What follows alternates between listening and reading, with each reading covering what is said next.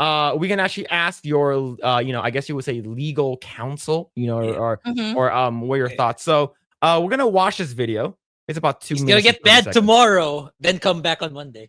Yeah. So, Hearthstone says a woman who can cook. Hey, I have other skills, okay? Just not cooking. I have All right, many skills. let's go ahead and check out this video from Hasan. It's time to crusade Iran and Gaza. Mamdani communists. Let's go to war against the left. So basically, this person got a video of Hasan, but let's go ahead and go to the part where he actually brings out what believes, according to what he said, it is a toy firearm, but we don't know that. Yeah. Okay. And the thing is that you don't have like a get orange sticker in front of it. As if you're saying it's an air, so it looks like a Glock, and it's supposed to be an airsoft, and you don't have an orange tip or orange sticker in the front to show that it's a toy or fake. Like if okay, because if you're yeah, hey Tabitha, hope you're doing well. Hope you're doing a shout out to Tabitha hanging out in the chat. Shout out. But yes, because if you're at like a local park and you run around waving this airsoft around, exactly. and a cop shows up, they will shoot you. Yeah. Exactly. Okay.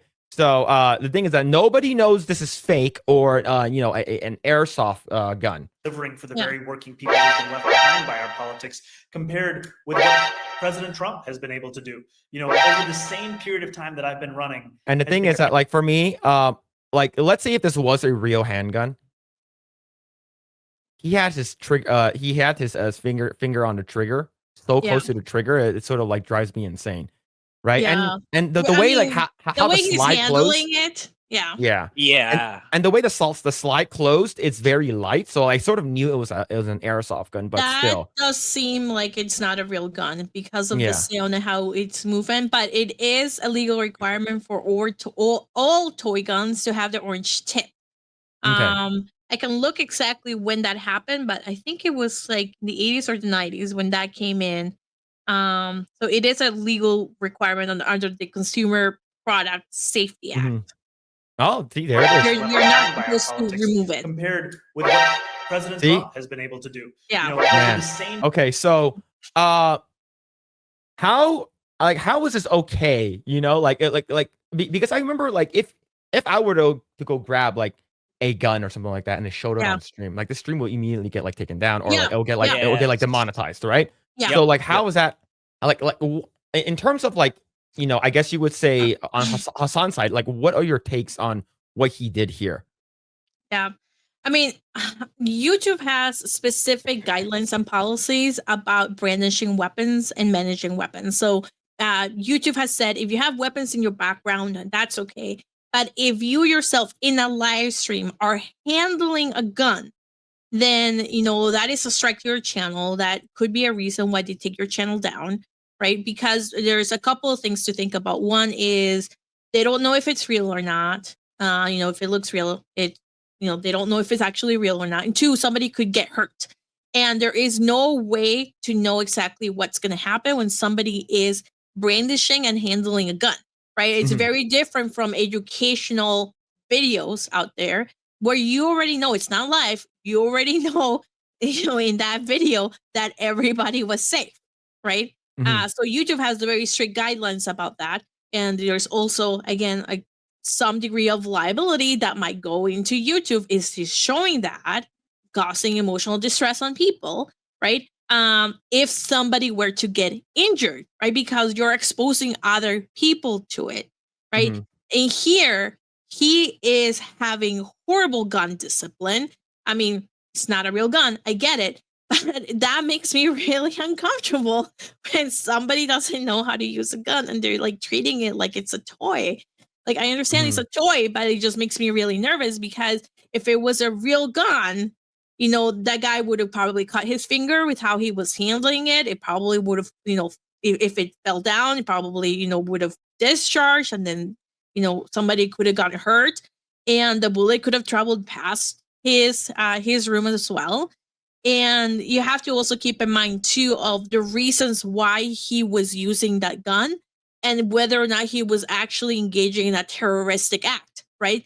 So depending on the location that you're in. So, for example, in New York, if you have a terrorism act attached to any type of thing that you're doing, like if you are trying to incite fear, then and somebody were to get hurt, then that would move it straight to a first-degree murder, right? If somebody were to get hurt and they happen to pass away just because of the terrorist act, just by itself.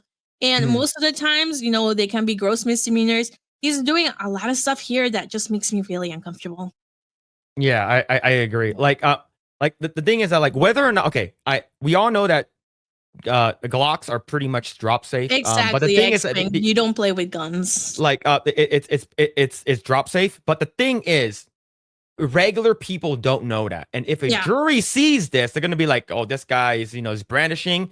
And the thing is that like he's not any kind of immediate threat. And this goes to show, like in terms of I just as a person that like I have firearms, like I have, and the thing is, if whenever you brandish a gun, you better intend on using it in terms of a self-defense way, right? It's because if you don't, like brandishing will get you in trouble. You will go to jail for that shit. Brandishing a gun can land you in jail. That is correct. Yeah.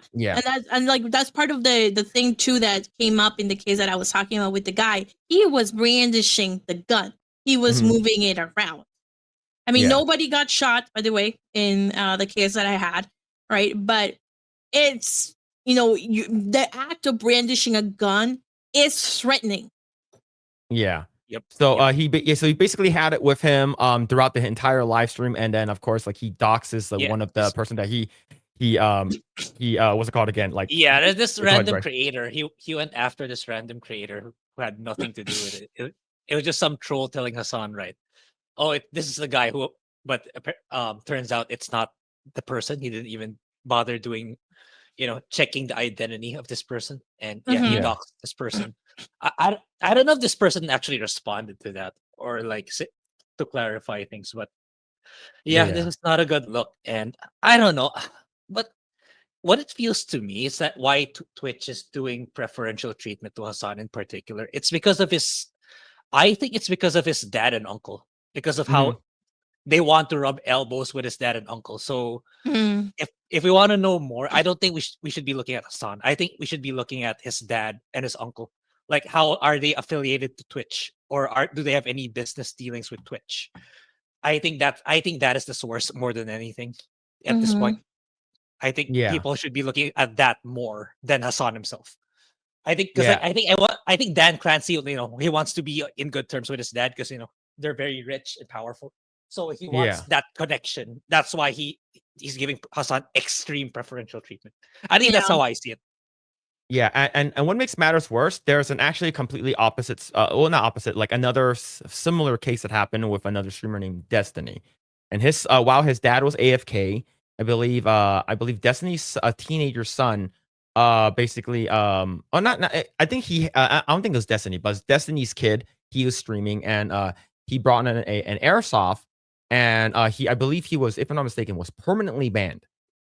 Right. So this is the video. All right. This is the video, and he brings on an airsoft, and I believe this one does have an orange tip on it near the front, but like it's still right. Yeah. And then he racks it, and I believe he goes and I believe he sort of pops one off on Destiny, right, which is awful. But still, like whether or not you like or dislike Destiny, this I guess this type of preferential treatment is it's only leans one way, is because I think a lot of people on Twitch and in the Twitch moderation team agrees with Hasan.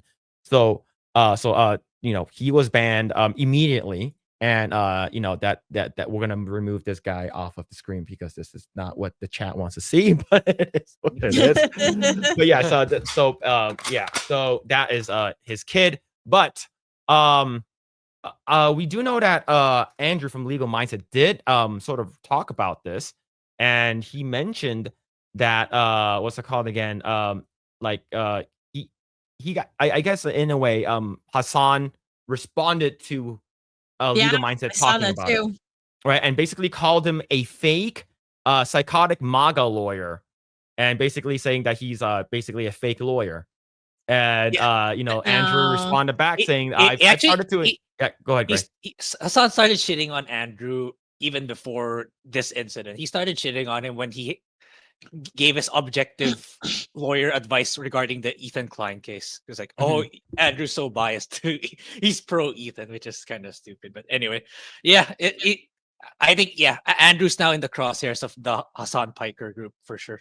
But yeah, absolutely. so he said that. I'm gonna. yeah. Oh, Yeah, I'm you're gonna- sharing my screen if you don't mind. For just Yeah, yeah, something I'll- really quickly, I want to share. Yeah, go ahead. I'll go and bring this up. Okay, so this is Twitch. This is coming from Twitch, right? Branded content guidelines. I'm gonna scroll down to things you cannot have in your stream. Prohibited branded content categories, right? It says hateful products or services, illegal products or services, right? Additionally, we do not allow the following products and weapons. Such as firearms, explosives, and related products. So again, it says related products. It doesn't say anything about like, okay, toy guns are okay. So anything that is related. And I think he's really, really walking a fine line there. Thanks for checking out this segment from the Project Eggroll podcast. Make sure to catch us live every Saturday at 7 p.m. Also, be sure to subscribe, and we will see you all there.